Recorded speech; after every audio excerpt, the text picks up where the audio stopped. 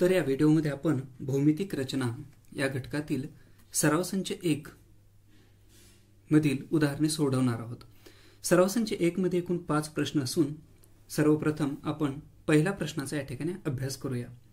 प्रश्न पहिला, खाली दिलेल्या मापांचे रेषाखंड काढा व त्यांचे लंब दुभाजक काढा। या प्रश्नामध्ये एकूण 3 उदाहरणे दिलेली आहेत आणि आपणास या 3 उदाहरणातील आकृत्या काढायच्या आहेत। प्रश्न काय दिलेला आहे तर दिलेल्या मापांचे रेषाखंड काढा। सर्वप्रथम आपणास दिलेल्या मापांचे रेषाखंड काढून घ्यायचे आहेत आणि त्यानंतर त्या प्रत्येक रेषाखंडाचे लंब दुभाजक आपल्याला काढायचे आहेत। तर पहिलं उदाहरण आहे 5.3 सेंटीमीटर लांबीचा रेषाखंड आपणास काढायचा आहे। तर 5.3 सेमी लांबीचा रेषाखंड कसा काढायचा तो सर्वप्रथम या ठिकाणी पाहूया। रेषाखंड काढण्यासाठी आपण मोजपट्टीचा उपयोग करतो। 5.3 सेंटीमीटर याचा अर्थ 5 सेंटीमीटर पूर्ण आणि 3 मिलीमीटर। तर रेषाखंड काढत असते वेळेस सर्वप्रथम पहा रेषाखंड नेमका कसा काढायचा। सुरुवातीच्या रेषेपासून 5 सेंटीमीटर पर्यंतचं अंतर आपण सर्वप्रथम घेऊया आणि त्यानंतर पुढील 3 मिलीमीटरचा विचार या ठिकाणी करूया। आकृती काढत असते वेळेस अगदी योग्य माप घेणं त्या ठिकाणी गरजेचे असतं, अन्यथा आपली आकृती चुकते। म्हणून 5.3 सेंटीमीटर अगदी व्यवस्थितपणे या ठिकाणी आपण मोजपट्टीच्या सहाय्याने घेतलेला आहे। कोणतीही आकृती काढल्यानंतर त्या आकृतीला नाव देणे गरजेचे आहे। सुरुवातीला आपण रेषाखंडाची आकृती काढली, रेषाखंडाला नाव देऊया रेषाखंड ए बी आणि त्या रेषाखंडाच्या खाली त्याचे माप आपण लिहून घेऊया, लांबी लिहून घेऊया। लांबी आहे 5.3 सेंटीमीटर। रेषाखंड काढल्यानंतर प्रश्नात दिल्याप्रमाणे त्या रेषाखंडाचा आपल्याला लंब दुभाजक काढायचे। रेषाखंडाचा लंब दुभाजक काढणे याचा अर्थ दिलेल्या रेषाखंडाचे समान 2 भागामध्ये विभागणी करणे। मग लंब दुभाजक काढण्याची कृती नेमकी कशी ते आपण पाहूया।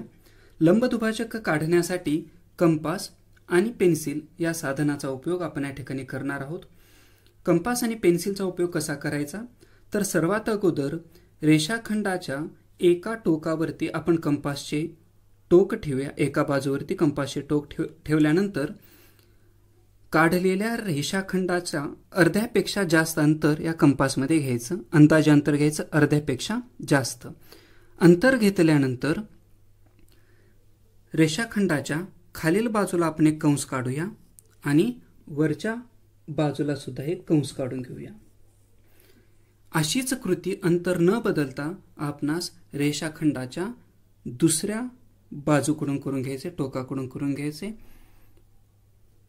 वरील कंसाला छेदणारा एक कंस काढला, तसाच कंस आपण खालील कंसाला छेदणारा काढून घेतला।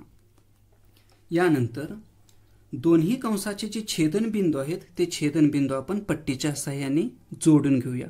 हे जोडत असते वेळेस अगदी लक्षपूर्वक ही कृती करायचे। छेदनबिंदूमधून आपली रेषा या ठिकाणी जाणं आवश्यक आहे। दोन्ही कंसाचे छेदनबिंदू आपण जोडून घेतलेले आहेत। ती रेषा आपण बाणाच्या सहाय्याने या ठिकाणी दाखवूया। तर आपण रेषाखंड ए बी चा लंब दुभाजक काढला, त्या लंब दुभाजकाला सुद्धा आपण नाव देऊया रेषा डी आणि ई। रेषाखंड ए बी चा जो लंब दुभाजक काढला तो लंब दुभाजक रेषाखंडाला ज्या ठिकाणी छेदलेला आहे त्या छेदनबिंदूला नाव देऊया आपण। छेदनबिंदूला नाव दिलं बिंदू ओ आणि या ठिकाणी लंब दुभाजक काढल्यामुळं रेषाखंडाचे समान भाग झाले, त्यामुळे आपण या चिन्हाने ते समान भाग दाखवूया आणि या ठिकाणी 90 अंशाचा कोन होतो, म्हणून या ठिकाणी आपण काटकोनाचं चिन्ह काढलेलं आहे। अशीच कृती आपणास पुढील उदाहरणामध्ये सुद्धा करायची, फक्त आपल्याला दिलेल्या रेषाखंडाची लांबी ही वेगळी आहे। उदाहरण 2 मध्ये रेषाखंडाची लांबी आहे 6.7 सेमी। आपण सर्वप्रथम 6.7 सेंटीमीटर लांबीचा रेषाखंड काढून घेऊया। सुरुवातीपासून 6 सेंटीमीटर पर्यंत अगोदर आपण रेषाखंड काढूया आणि त्यानंतर पुढील 7 मिलीमीटर। 6.7 मिलीमीटर लांबीचा रेषाखंड 6.7 सेंटीमीटर लांबीचा रेषाखंड काढल्यानंतर या रेषाखंडाला आपण नाव देऊया रेषाखंड PQ आणि रेषाखंडाची लांबी किती आहे ती लिहून घेऊया 6.7 सेंटीमीटर. आता या पुढील कृती अगदी सुरुवातीच्या गणितासारखेच आपणास करायची आहे. आपण कंपासचं टोक P या बिंदूवरती ठेवलं, काढलेल्या रेषाखंडाचं अर्ध्यापेक्षा जास्त अंतर कंपासमध्ये घेतलं, त्यानंतर एक कंस रेषाखंडाच्या खालच्या बाजूला काढला तर दुसरा कंस आपण रेषाखंडाच्या वरच्या बाजूला काढला.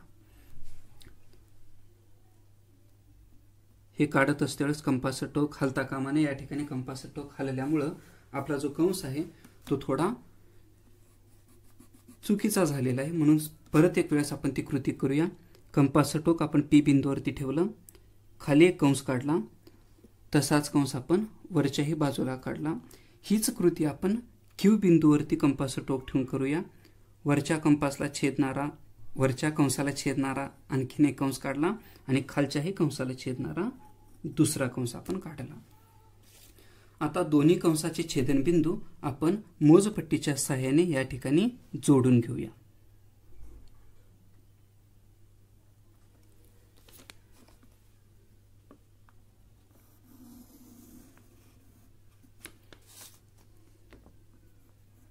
जोडल्यानंतर हा जो लंबदुभाजक आहे या लंबदुभाजकाला आपण नाव देऊया T आणि बिंदू R. तर TR हा लंबदुभाजक आपण काढलेला आहे. लंबदुभाजक काढल्यामुळे आकृतीचे रेषाखंडाचे समान दोन भाग झाले, ते आपण चिन्हाच्या सहाय्याने दाखवलं. या ठिकाणी काटकोन झाला आणि या छेदनबिंदूला आपण नाव दिलं L. आता तिसरं उदाहरण आहे रेषाखंडाची लांबी 3.8 सेमी. तर आपणास 3.8 सेमी लांबीचा रेषाखंड काढून त्याचा लंबदुभाजक काढायचा आहे. सर्वप्रथम आपण 3.8 सेंटीमीटर लांबीचा रेषाखंड काढूया. 3.8 सेमीचा रेषाखंड आपण काढला, त्याला नाव दिलं NR. त्याची लांबी लिहून घेतली 3.8 सेंटीमीटर. यानंतर N या बिंदूवरती आपण कंपासचं टोक ठेवलं, काढलेल्या रेषाखंडाचा अर्ध्यापेक्षा जास्त अंतर आपण कंपासमध्ये घेतलं, खालच्या बाजूला एक कंस आणि वरच्या बाजूला एक कंस काढून घेतला. हीच कृती आपल्याला R बिंदूवरती कंपासचं टोक ठेवून करायचं आहे. या कंसाला छेदणारा दुसरा कंस काढला आणि खालच्या कंसाला छेदणारा आपण दुसरा कंस काढला. दोन्ही कंसाचे छेदनबिंदू आपण पट्टीच्या सहाय्याने या ठिकाणी जोडून घेऊया.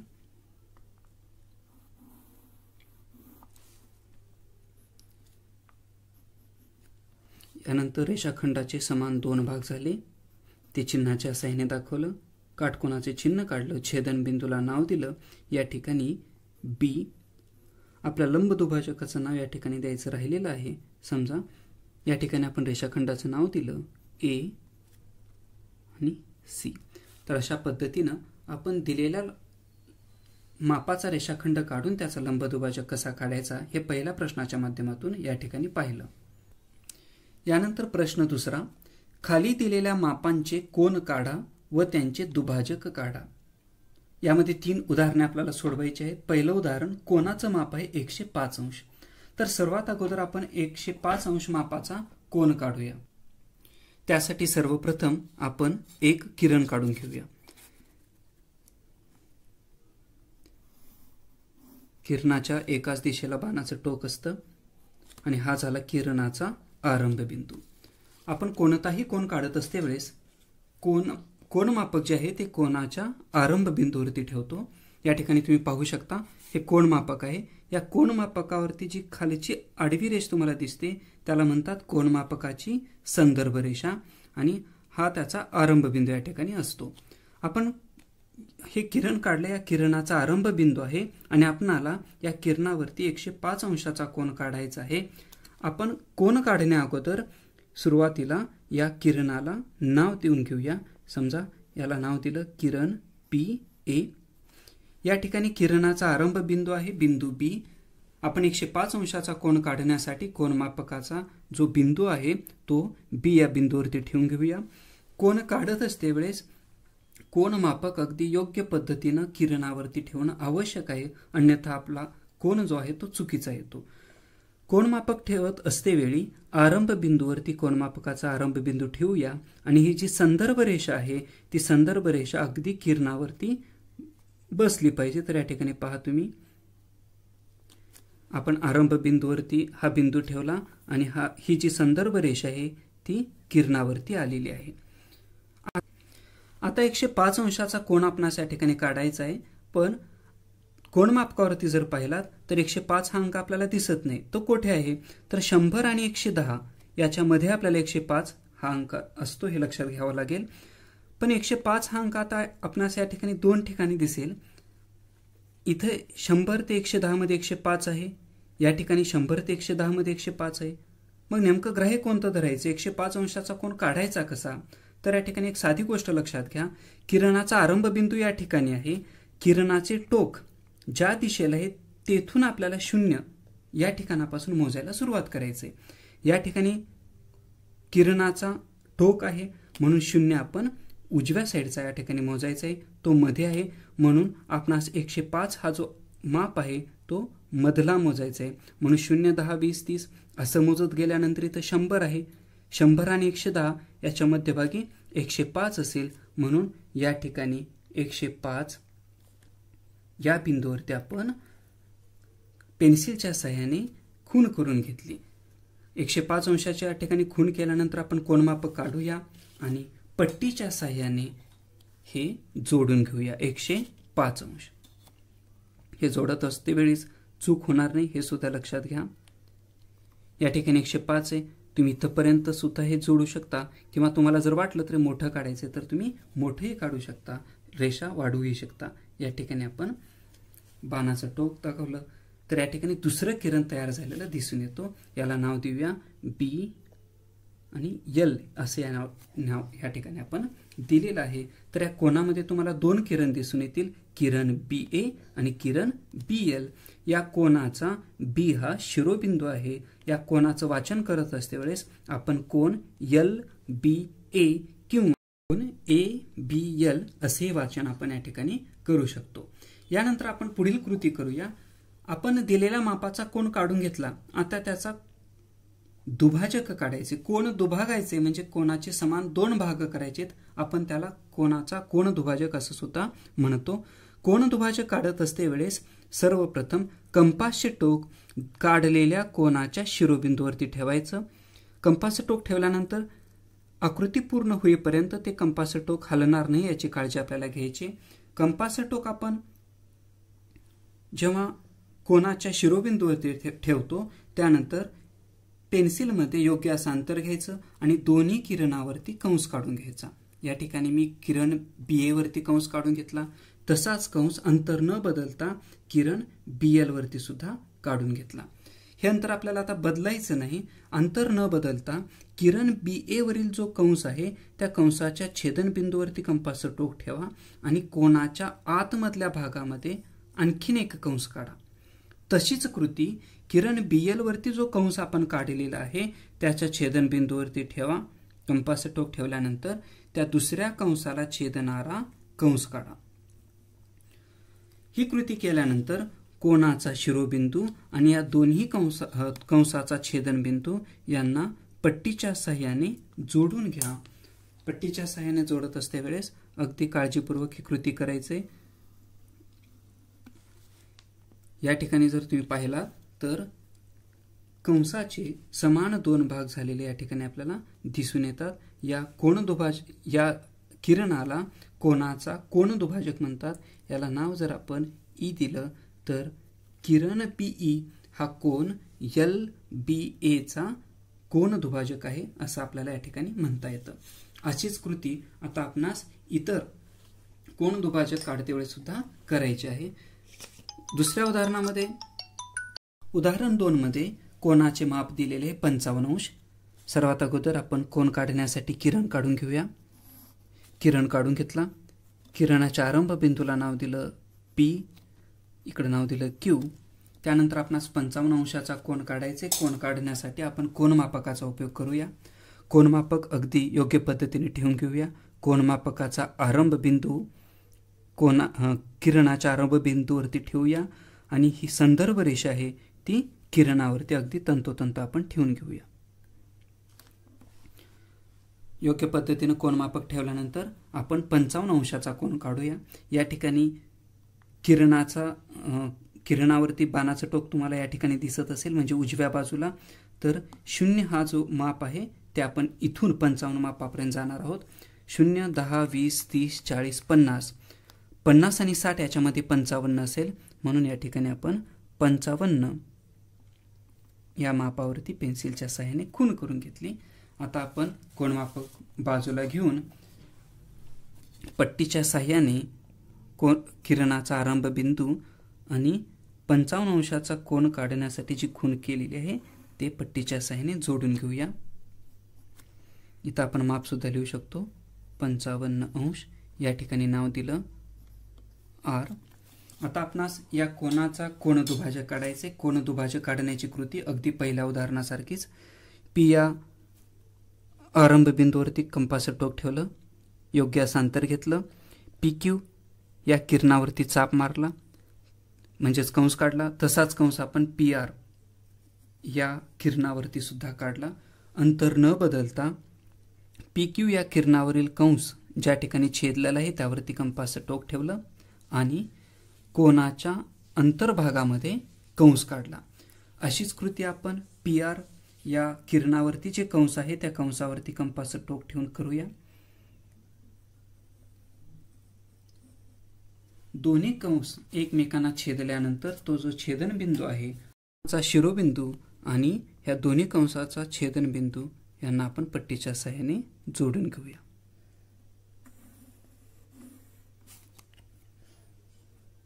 हा झाला कोन RPQ चा कोनदुभाजक. या ठिकाणी नाव दिलं S. यानंतर तिसरं उदाहरण दिलेलं आहे. 90 अंशाचा कोन आपणास काढायचा आहे. कोन काढण्यासाठी सर्वप्रथम आपण किरण काढून घेतला.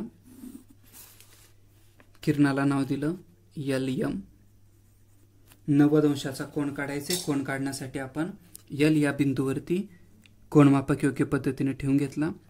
90 अंशाचा कोन आपण या ठिकाणी पाहू शकता की तो अगदी वरच्या बाजूला आहे. खूण करून घेतली आणि आपण पट्टीच्या सहाय्याने ते जोडून घेऊया. आपण हे दुसरा किरण काढत असतेवेळेस कमी सुद्धा या ठिकाणी दाखवू शकतो, कारण किरण हे अमर्याद असतं. काटकोन म्हटल्यामुळे या ठिकाणी काटकोनाचं चिन्ह दिलं. या ठिकाणी नाव दिलं बिंदू N. आता आपणास कोन NLM या कोनाचा कोनदुभाजक काढायचे. त्यासाठी आपण कंपासचा टोक L या बिंदूवरती ठेवला, योग्य असं अंतर घेतलं. LN या किरणावरती चाप मारला. तसाच चाप आपण LM या किरणावरती सुद्धा काढून घेतलेला आहे. यानंतर कोनदुभाजक काढण्यासाठी किरण LM वरती जो कंस काढलेला आहे त्या कंसावरती आपण अंतर न बदलता कंपासचं टोक ठेवलं आणि अंतर्भागामध्ये कंस काढला. तीच कृती आपण LN या किरणावरती जो कंस काढलेला आहे त्याच्या छेदन बिंदूवरती कंपासचं टोक ठेवून कृती करूया. आपण जर पाहिला तर या ठिकाणी सुरुवातीला जो आपण कंस काढलेला आहे तो थोडासा कमी लांबीचा आलेला आहे. त्याला परत सुरुवातीची कृती करून वाढून घेऊया. आता दोन्ही कंसाचा छेदन बिंदू आपण जोडून घेऊया. कोनाच्या शिरोबिंदूमधून आपण दोन्ही कंसाचे छेदनबिंदू जाणारा किरण काढून घेतला आणि याला नाव दिलं R. तर अशा पद्धतीनं आपण दिलेल्या मापाचा कोन काढून त्याचा कोनदुभाजक काढू शकतो. यानंतर प्रश्न तिसरा. एक विशालकोन त्रिकोण व एक काटकोन त्रिकोण काढा. प्रत्येक त्रिकोणातील कोनदुभाजकांचा संपात बिंदू काढा आणि प्रत्येक त्रिकोणातील संपात बिंदू कोठे आहे ते आपणास लिहायचे आहे. या ठिकाणी दोन आकृत्या काढण्यासाठी सांगितलेल्या आहेत. पहिली आकृती आहे विशाल कोन त्रिकोण आणि दुसरी आकृती आपल्याला काढायचे काटकोन त्रिकोण. सर्वात अगोदर आपण पहिल्या आकृतीचा विचार करूया. विशाल कोन त्रिकोण आपण या ठिकाणी काढून घेऊया. विशाल कोन त्रिकोण काढण्यासाठी त्रिकोणाचा एक कोन हा विशाल कोन असणं गरजेचं आहे, म्हणून या ठिकाणी आपण 90 अंशापेक्षा जास्त माप असणारा कोन या ठिकाणी काढला. हा त्रिकोण झालेला आहे विशाल कोन त्रिकोण. हा कोन आपल्याला या ठिकाणी विशाल कोन दिसतोय, म्हणजे याचं माप 90 अंशापेक्षा जास्त आहे. या आकृतीला नाव आपण देऊन घेतला त्रिकोण ABC. विशाल कोन त्रिकोण काढल्यानंतर या त्रिकोणातील कोन दुभाजकांचा संपात बिंदू आपल्याला काढायचा आहे. कोन दुभाजक काढायचे त्याचा अर्थ प्रत्येक कोनाचा आपल्याला या ठिकाणी कोन दुभाजक काढायचा आहे. आत्ताच पाहिल्यानुसार आपण या ठिकाणी कोन दुभाजकाची कृती करूया. सर्वात अगोदर आपण C या कोनाचा विचार करूया. कोन C यावरती कंपासचं टोक ठेवलं, कंपासमध्ये योग्य असं अंतर घेतलं. यानंतर AC या बाजूवरती आपण कंस काढला. तसेच कंस आपण BC या बाजूवरती सुद्धा काढून घेतला. आता अगदी लक्ष देऊन या ठिकाणी आपल्याला पाहावं लागेल. कोन दुभाजक काढण्यासाठी BC या बाजूवरती जो कंस काढलेला आहे त्याच्या छेदनबिंदूवरती आपण कंपासचं टोक ठेवलं आणि नवीन कंस आपण काढून घेतला. तशीच कृती आपण AC या बाजूवरती जो कंस आलेला आहे त्या कंसावरती आपण कंपासचं टोक ठेवलं आणि अगोदर काढलेल्या कंसाला छेदणारा आपण कंस काढला. आता काय करायचं आपल्याला, तर या कंसाचा छेदनबिंदू आणि C हा जो कोन आहे तो पट्टीच्या साहाय्याने जोडून घ्यायचा आहे.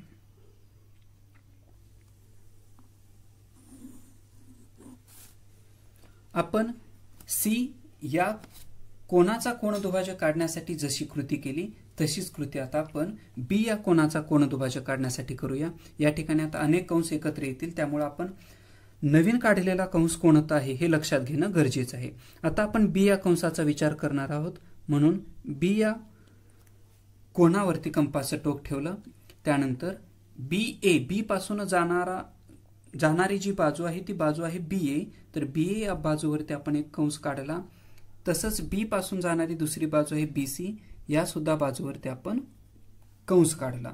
आता नवीन कंस कोणते लक्षात घ्यावे लागतील, तर हा कंस आणि हा कंस हे नवीन आहेत. तर या नवीन कंसावरती आपण कंपासचं टोक ठेवून परत आपण पुढे कंस काढून घेऊया B या शिरोबिंदूच्या समोर. आता B या शिरोबिंदूपासून दोन्ही कंसाच्या छेदनबिंदूला आपण पट्टीच्या साहाय्याने जोडून घेऊया. हा झाला B या कोनाचा कोन दुभाजक. असाच कोन दुभाजक आपणास A या कोनासाठी काढायचा आहे, म्हणून A या शिरोबिंदूवरती आपण कंपासचं टोक ठेवलं आणि योग्य असं अंतर घेऊन आपण या ठिकाणी चाप ओढलेले आहेत. आता या ठिकाणी तुम्हाला लक्षात येत असेल की अनेक चाप किंवा कंस या ठिकाणी दिसत आहेत, त्यामुळे आपल्याला नवीन काढलेले कंस कोणते हे लक्षात ठेवावे लागतील. तर या ठिकाणी हा कंस आणि हा कंस नवीन आहेत, तुम्ही त्याला नाव सुद्धा देऊ शकता. यानंतर आपण नवीन काढलेल्या कंसावरती कंपासचं टोक ठेवलं आणि A या शिरोबिंदूच्या समोरच्या बाजूवरती कंस काढून घेतला. तसाच कंस आपण दुसऱ्या बाजूच्या कंसाच्या छेदनबिंदूवरती कंपासचं टोक ठेवून तीच कृती आपण या ठिकाणी केलेली आहे. आता आपण ह्या दोन्ही कंसाचा छेदनबिंदू आणि A हा जो शिरोबिंदू आहे ते पट्टीच्या साहाय्याने जोडून घेऊया. तर या ठिकाणी तुम्ही पाहू शकता कोन A चा कोन दुभाजक, कोन C चा कोन दुभाजक आणि कोन B चा कोन दुभाजक हे तीनही कोन दुभाजक एकत्र या ठिकाणी मिळालेले आहेत. जेव्हा तीन किंवा तीनपेक्षा अधिक रेषा एकत्र मिळतात तेव्हा त्याला आपण एक संपाती रेषा आणि त्यांच्या बिंदूला संपात बिंदू म्हणतो. म्हणून या विशाल कोन त्रिकोणाचा संपात बिंदू आपणास त्रिकोणाच्या अंतर्भागात या ठिकाणी दिसून येतो. याला नाव दिलं आपण बिंदू O. तर विशाल कोन त्रिकोणातील कोन दुभाजकाचा संपात बिंदू काढल्यानंतर आपण आता काटकोन त्रिकोण काढून त्या त्रिकोणातील कोन दुभाजकांचा संपात बिंदू काढूया आणि तो कुठे येतो ते पाहूया. त्यासाठी आपण काटकोन त्रिकोण काढून घेऊया. काटकोन त्रिकोण याचा अर्थ 90 अंशाचा कोन या ठिकाणी झाला पाहिजे. तर आपण कोन मापकाच्या साहाय्याने सुद्धा 90 अंशाचा कोन या ठिकाणी काढू शकतो. पहा 90 अंशाचा कोन काढण्यासाठी आपण या ठिकाणी खूण करून घेतली आणि पट्टीच्या साह्याने ते आपण जोडून घेऊया. आता काटकोन त्रिकोण काढायचे. हा झाला काटकोन त्रिकोणाचा कर्ण. काटकोनाच्या समोरील बाजूला काटकोनाचा कर्ण म्हणतात. या ठिकाणी काटकोन आहे, काटकोनाच्या समोरील बाजू म्हणजे काटकोन त्रिकोणाचा कर्ण. याला नाव दिलं आपण त्रिकोण PQR. या त्रिकोणाच्या तिन्ही कोणांचे कोन दुभाजक काढायचे आहेत. सुरुवातीला R या शिरोबिंदूवरती आपण कंपाचं टोक ठेवलं आणि R या बिंदूपासून निघणारे दोन्ही बाजू जे आहेत त्यावरती आपण कंस काढून घेतले. अगदी अगोदरच्या आकृतीसारखे आपल्याला कृती करायचे. आता हे आपण जोडून घेऊया.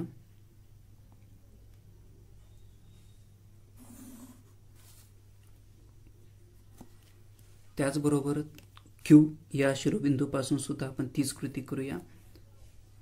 परत आपण 2 कंस काढले. या ठिकाणी आता कंस आपल्याला लक्षात ठेवायला लागतील अगोदरच्या आकृतीसारखे. Q या शिरोबिंदूच्या समोरच्या बाजूला कंस काढला. नवीन कंस या ठिकाणी आहे. आपणास अगोदर काढलेला कंस थोडासा या ठिकाणी लहान दिसतोय, त्याला आपण योग्य पद्धतीने वाढून घेऊया.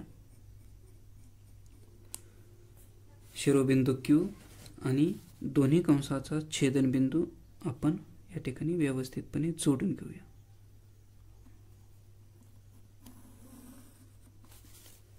अशीच कृती आपल्याला या ठिकाणी P या शिरोबिंदूपासून सुद्धा करायची आहे. कंपाचं टोक आपण P या शिरोबिंदूवरती ठेवूया. या ठिकाणी आपण 2 चाप काढून घेतले. नवीन चाप लक्षात घ्या. हे 2 चाप नवीन आहेत. छेदनबिंदूवरती कंपाचं टोक ठेवला. या ठिकाणी कंस काढला.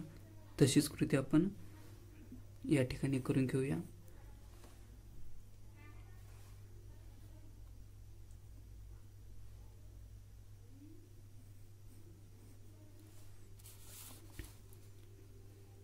आणि हे आपण जोडून घेऊया. हे जोडल्यानंतर तुम्हाला लक्षात येत असेल की तीनही कोनदुभाजक हे या ठिकाणी एकत्र मिळालेले आहेत. त्याला नाव दिलं आपण O. तर हा आहे कोनदुभाजकांचा संपात बिंदू. यानंतर प्रश्न 4. एक काटकोन त्रिकोण काढा, त्याच्या भुजांचे लंब दुभाजक काढा, त्याचा संपात बिंदू कोठे आहे हे आपल्याला या ठिकाणी सांगायचे. सर्वात अगोदर आपल्याला एक काटकोन त्रिकोण काढून घ्यायचे. त्याच्या भुजा म्हणजे बाजूंच्या आपल्याला लंब दुभाजक काढायचे आहेत आणि त्यानंतर आपल्याला त्यांचा संपात बिंदू कोठे येतो हे आपल्याला पाहायचं आहे. सर्वप्रथम काटकोन त्रिकोण काढून घेऊया. काटकोन त्रिकोण काढण्यासाठी अगोदर आपण एक बाजू काढून घेतली. कोनमापकाच्या साहाय्याने किंवा गुण्याच्या साहाय्याने तुम्ही 90 अंशाचा कोन या ठिकाणी काढू शकता. आपण कोनमापकाचा उपयोग केला. कोनमापक योग्य पद्धतीने ठेवल्यानंतर 90 अंशाचा आपण या ठिकाणी कोन काढून घेऊया, जेणेकरून आपली आकृती चुकणार नाही. 90 अंशाचा कोन काढल्यानंतर आपण ह्या काटकोन त्रिकोणाचा कर्ण काढूया. काटकोन त्रिकोण काढल्यानंतर आपणास या काटकोन त्रिकोणाच्या बाजूंचे लंब दुभाजक काढायचे. काटकोन त्रिकोणाला नाव देऊया. नाव दिलं L, M आणि N. बाजूंचे लंब दुभाजक काढायचे. त्याचा अर्थ पहिल्या प्रश्नामध्ये आपण ज्या पद्धतीने रेषाखंडाचे लंब दुभाजक काढले, अगदी त्याच पद्धतीने प्रत्येक बाजूचा आपल्याला लंब दुभाजक काढायचे. सुरुवातीला MN या बाजूचा विचार करूया. MN या बाजूचा आपण अर्ध्यापेक्षा जास्त अंतर घेतलं. त्यानंतर या बाजूच्या खालच्या बाजूला आणि वरच्या बाजूला आपण कंस काढून घेतले. तशीच कृती आपण N या टोकावरती कंपाचं टोक ठेवून कृती करूया. दोन्ही कंसाचे छेदनबिंदू आपण पेन्सिलच्या साहाय्याने, पट्टीच्या साहाय्याने अगदी व्यवस्थितपणे जोडून घेऊया.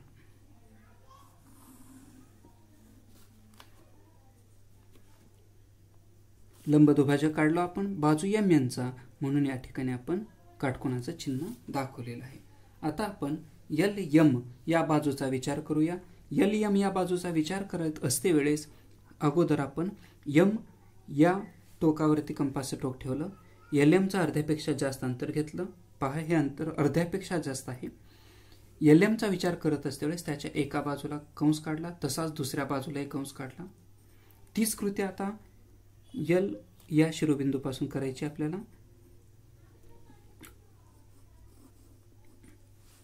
दोन्ही चाप एकमेकांना जोडल्यानंतर ते छेदनबिंदू पट्टीच्या साह्यानं या ठिकाणी आपण जोडून घेऊया.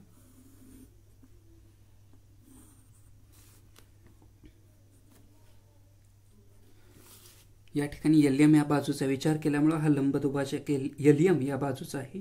लंबदुभाजक असल्यामुळं या ठिकाणी काटकोन होईल, म्हणून काटकोनाचं चिन्ह काढलं. आता राहिली बाजू LN. LNचा विचार करत असते वेळेस N या शिरोबिंदूवरती कंपासचं टोक ठेवलं. LN या बाजूचा अर्ध्यापेक्षा जास्त अंतर घेतलं. हे थोडं अर्ध अंतर वाटत असेल, थोडंसं जास्त अंतर घेऊया. LNचं अंतर अर्ध्यापेक्षा जास्त घेतला. आता LN या बाजूचा विचार करायचा आहे, म्हणून LN या बाजूच्या एका बाजूला कंस काढला, तसंच दुसरा कंस दुसऱ्या बाजूला काढला. आता आपण कंपासचं टोक L या बिंदूवरती ठेवूया. या ठिकाणी कंस काढला, तसाच कंस आपण इकडे सुद्धा जोडणारा कंस काढूया. इथं पाहिला तर दोन कंस एकमेकांना जोडलेले नाहीत किंवा छेदलेले नाहीत, म्हणून N या शिरोबिंदूवरती परत आपण कंपासचं टोक ठेवलं आणि हा कंस थोडासा वाढून घेतला. इकडे सुद्धा आपण थोडासा कंस वाढून घेऊया, जेणेकरून आकृती काढत असते वेळेस अडचण येणार नाही. आता हे दोन्ही छेदनबिंदू आपण पट्टीच्या साहाय्याने जोडून घेऊया.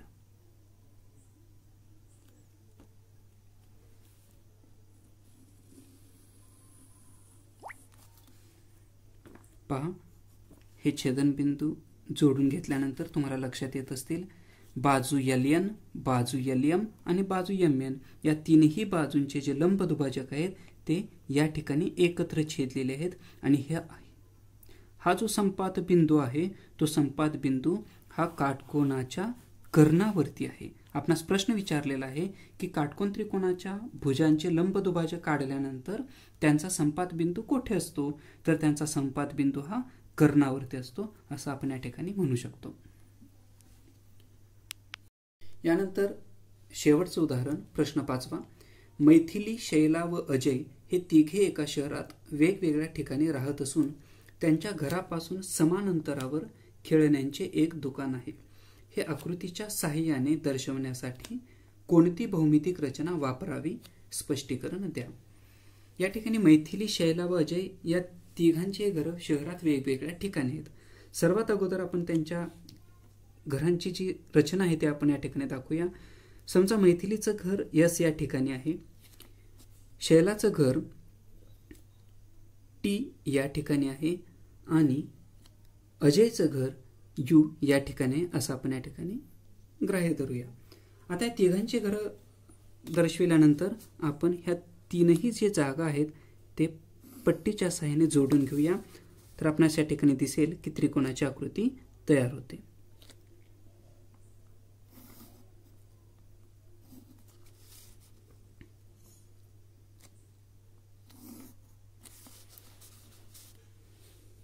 त्यांच्या घरांपासून, तिघांच्या घरापासून समान अंतरावर खेळण्याचे दुकान आहे. आता आपल्याला समान अंतरावर खेळण्याचं दुकान दाखवायचंय. यासाठी आपणास एक नियम या ठिकाणी उपयोगी पडतं की त्रिकोणाच्या बाजूंचे जे लंबदुभाजक असतात ते लंबदुभाजक एक संपाती असतात आणि त्यांचा जो संपात बिंदू असतो त्या संपात बिंदूस त्या त्रिकोणाचा परिमध्य किंवा परिकेंद्र म्हणतात. आणि त्या परिमध्य किंवा परिकेंद्रापासून त्रिकोणाचे जे तीनही शिरोबिंदू असतात ते समान अंतरावर असतात. म्हणून आपणास या त्रिकोणाच्या तीनही बाजूंचे लंबदुभाजक काढणं गरजेचं आहे. सुरुवातीला TU या बाजूचा लंबदुभाजक आपण काढूया. TU या बाजूचा अर्ध्यापेक्षा जास्त अंतर घेतलं, त्यावरती वरच्या बाजूला आणि खालच्या बाजूला आपण कंस काढून घेतला. T नंतर आपण U या ठिकाणी कंपासचं टोक ठेवलं आणि हे कंस जोडून घेतले. हा झाला TU या बाजूचा लंबदुभाजक.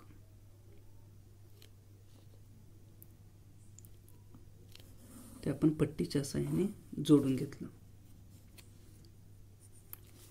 TU या बाजूनंतर आपण TS या बाजूचा विचार करूया. TS अर्ध्यापेक्षा जास्त अंतर घेतलं. अर्ध्यापेक्षा जास्त अंतर घेतल्यानंतर त्याच्या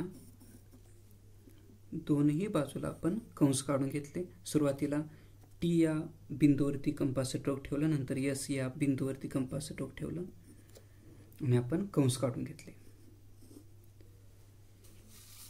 यानंतर या दोन्ही कंसाचे छेदनबिंदू आपणास जोडून घ्यायचे आहेत. तशीच कृती आपण एस यू या बाजूसाठी सुद्धा करणार आहोत. एस यू या बाजूचं अर्ध्यापेक्षा जास्त अंतर घेतलं, अनेक कंस आपल्याला या ठिकाणी एकत्र आलेले दिसत आहेत. थोडंसं लक्षपूर्वक ही कृती करावी लागेल.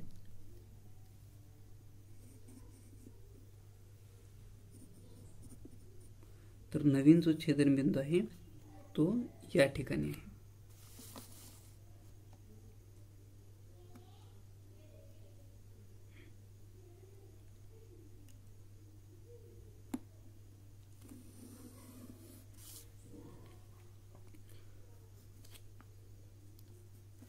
तर या ठिकाणी त्रिकोण एस टी यू या त्रिकोणाच्या तिन्ही बाजूंचे जे लंबदुभाजक आहे त्या लंबदुभाजकाचा संपात बिंदू आपणास या ठिकाणी दिसतो.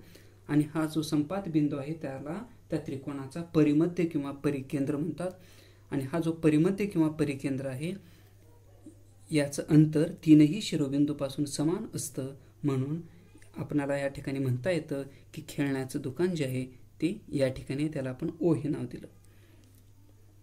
तर या ठिकाणी आपण जी भौमितिक रचना आहे ती केली. त्रिकोणाच्या बाजूंच्या लंबदुभाजकाची भौमितिक रचना या ठिकाणी आपण केलेली आहे. धन्यवाद.